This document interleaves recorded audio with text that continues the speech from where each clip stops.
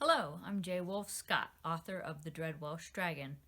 It's a book set in Muncie's own Oakhurst Gardens about a little girl named Elizabeth Ball and her family and the fairy parties that they used to have.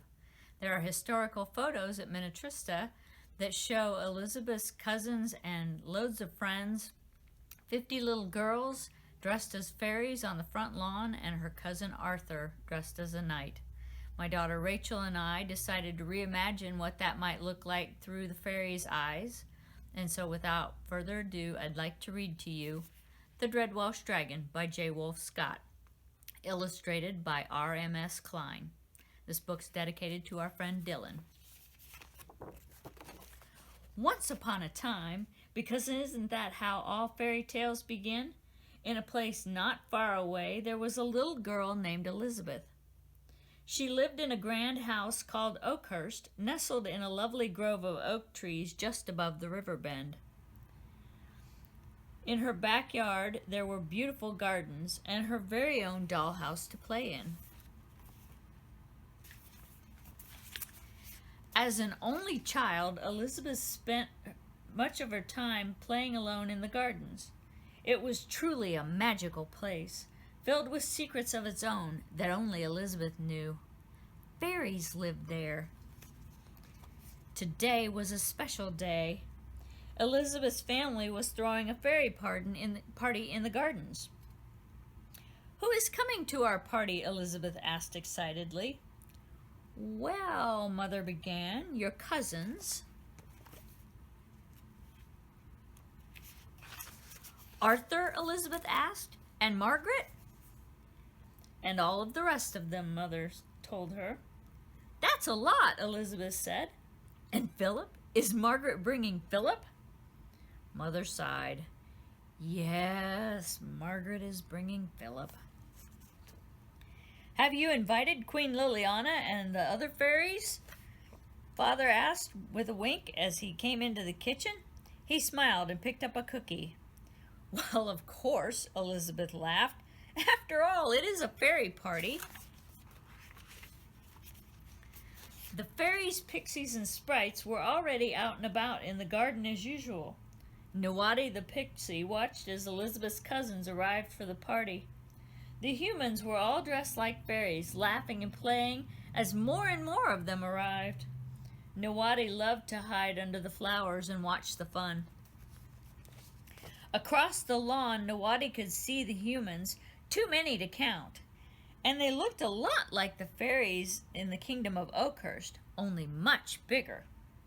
She watched as they danced and played on the lawn while Elizabeth's mother and aunts prepared a lovely table of treats, beautiful cakes and tarts galore.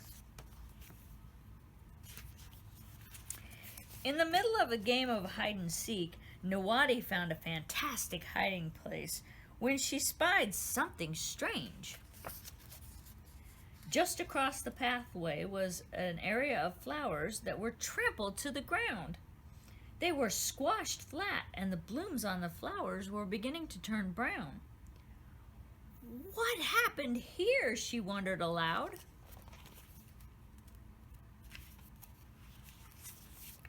"Found you!" cried a sprite as he sprang out from behind a leaf and tagged Nawadi, paying no attention to the garden around them. It was Royce, the sprite prince. "Royce, look at the flowers!" Nawadi cried. "They're all smushed." "Well, I didn't do it," Royce said. "Well, I believe you," the pixie told him. "This was something big." "Maybe we should tell somebody," Royce said, looking around nervously. "Do you think it's still here?"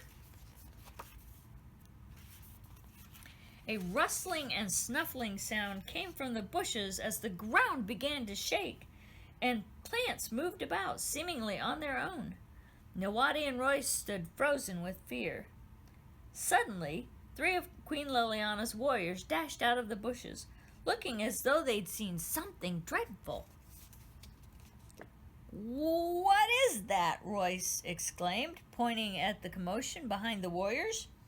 It was a horrible creature, much bigger than the fairies it was chasing, and it made a sound like none Nawadi had ever heard before. and it was headed right at them. "Run!" Nawadi cried, nearly plowing Royce over in her haste to flee the dreaded beast. "What is that thing?" Royce asked, running after her. "I don't know," Nawadi shouted back over her shoulder. They ran through the thicket, coming out on the other side of the garden. In the distance, Queen Liliana of Oakhurst was speaking with her master of the guard. "What is the meaning of this?" the queen asked as the guards, the pixie, and the sprite prince rushed into her presence. "Your Majesty," Torrens said, out of breath and bowing low before Queen Liliana. "Forgive me, but there is a dragon in the garden." "A dragon?" the queen exclaimed. "How do you know this?"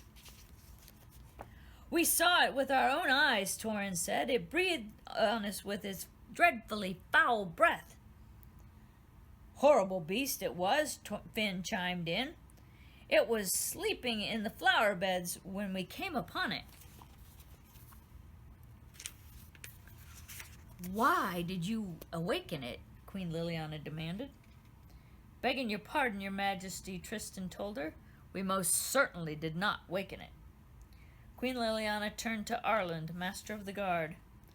"Send for Elizabeth," she commanded.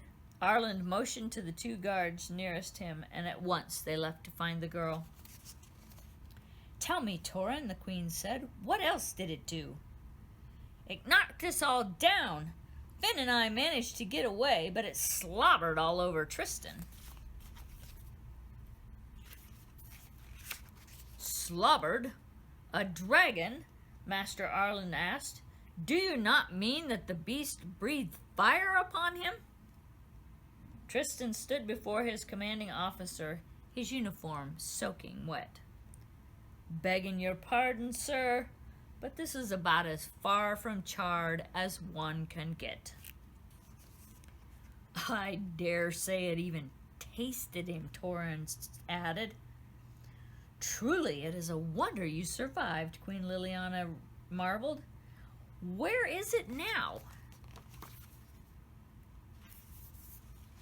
"We lost it in the thicket," Nawadi piped in, "near Elizabeth's dollhouse." Just then, two of the guards arrived with Elizabeth. "Your Majesty," Elizabeth said, bowing low, "how may I be of service?" "There are reports of a dragon in the gardens," the queen said. "What do you know of this?" "Oh, I'm terribly sorry," Elizabeth gasped. "I hope he hasn't caused any harm." "This beast belongs to you?" Queen Liliana asked. "My cousin Margaret, actually. It's her dog, Philip. He's a Welsh corgi."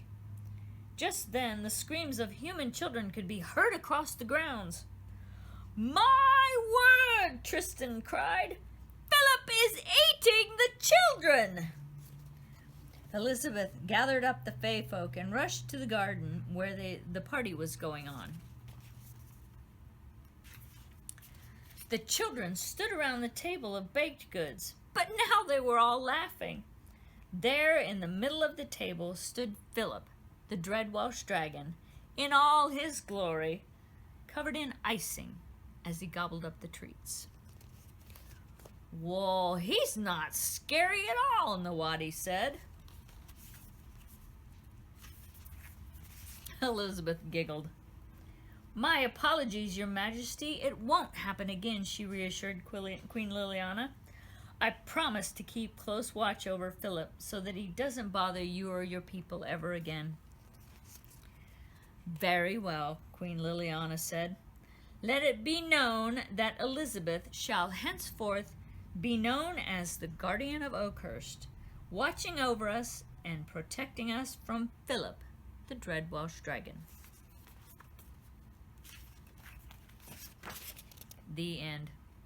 To learn more about Minnetrista and Oakhurst Gardens, please go to their website at minnetrista.net. Thanks and have a great day.